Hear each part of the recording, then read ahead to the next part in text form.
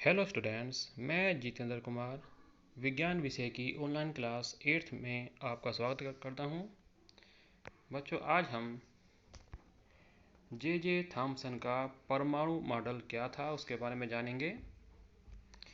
J Thomson ने परमाणु संबंधी संरचना संबंधी अपना विचार जो प्रस्तुत किया था, उसके अनुसार परमाणु को 10⁻10 मीटर व्यास का ठोस गोला माना जा सकता है, जो प्रोटॉन के कारण धनावेशित होता है, जिसमें ऋणावेशित इलेक्ट्रॉन धंसे हुए रहते हैं। ये इलेक्ट्रॉन परमाणु के धनावेश को संतुलित कर देते हैं।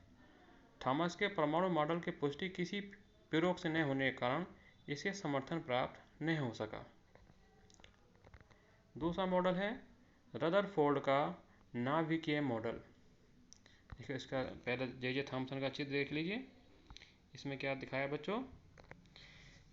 इलेक्ट्रॉन परमाणु के धनावेश को संतुलित करते हैं। पहली बात, एक ठोस गोला होता है जो प्रोटॉन के कारण धनावेशित होता है, जिसमें ऋणावेशित इलेक्ट्रॉन धंसे हुए। जैसे कि आप समझ लीजिए, एक उदाहरण लीजिए तरबूज का। तरबूज में जिस प्रकार से बीज धंसे होते हैं अंदर, उसी प्रकार से कल्पना की गई इलेक्ट्रॉन इसी प्रकार से धंसे हुए होते हैं। रदरफोर्ड का नाभिकीय मॉडल।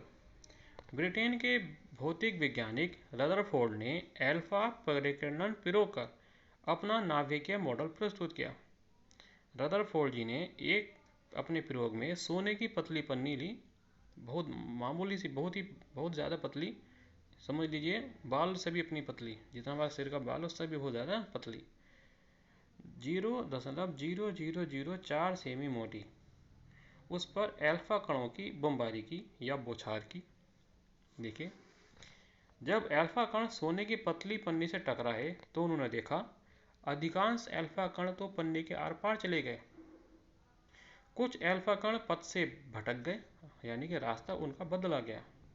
बहुत थोड़े से कण ऐसे भी थे जो पन्नी से टकराकर अपने मार्ग से वापस आ गए, जैसे गए थे वैसी उतरी मार्ग से वापस आ गए। तो उन्होंने अपनी प्रयोगों के आधार पर जो निष्कर्ष निकाले वो ये थे। पहला निष्कर्ष था बच्चों, परमाणु का संपूर्ण धनावेश यानी कि प्रोटॉन केंद्र में है, जिसे नाभिक कहते हैं। इस नाभिक का आयतन परमाणु की तुलना में बहुत कम होता है। परमाणु का नाभिक ऋणावेशित इलेक्ट्रॉनों से घिरा होता है। प्रयोग में अधिकांश अल्फा कण पन्नी के आर पार चले गए क्योंकि परमाणु का अधिकांश भाग खोखला है। कुछ अल्फा कण जो नाभिक के पास से गुजरे वे अपने पथ से विचलित हो गए। क्यों? क्योंकि नाभिक और अल्फा कण दोनों का आवेश समान था। समान आवेश वाले बच्चों आपस में विचलित होते हैं और विपरीत आवेश वाले एक दूसरे के समीप आते हैं, आकर्षित होते हैं। जो अल्फा कण नाभिक से सीधे टकराए वे नाभिक के द्रव्यमान के कारण वापस उसी दिशा में मुड़ गए। इस प्रकार से ये उन्होंने प्रयोगों के आधार पर निष्कर्ष प्रस्तुत किए। तीसरा, उसके बाद अपने इन अवलोकनों और निष्कर्ष के आधार पर रदरफोर्ड ने परमाणु का एक नाभिकीय मॉडल दिया, जिसे चित्र 3.5 में दर्शाया है। विभिन्न वैज्ञानिकों ने रदरफोर्ड के परमाणु मॉडल की आलोचना की। उन लोगों ने बताया कि इस प्रकार का परमाणु स्थायी नहीं हो सकता, क्योंकि नाभिक के चारों ओर चक्कर लगाने वाले इलेक्ट्रॉनों की ऊर्जा लगातार कम होती जाएगी और उसकी कक्षा छोटी होती जाएगी, यानी कि इलेक्ट्रॉन नाभिक में ही जाके गिर जाएगा और ख़त्म हो जाएगा। जब आपका परमाणु ही ख़त्म हो जाएगा तो जो उससे तत्व बना हुआ है, पदार्थ बने हुए हैं, वो भी नष्ट हो जाएंगे, गायब हो जाएंगे। पर ऐसा कभी होता है क्या? नहीं होता। इस प्रकार से ये भी सिद्धांत गलत पाया गया।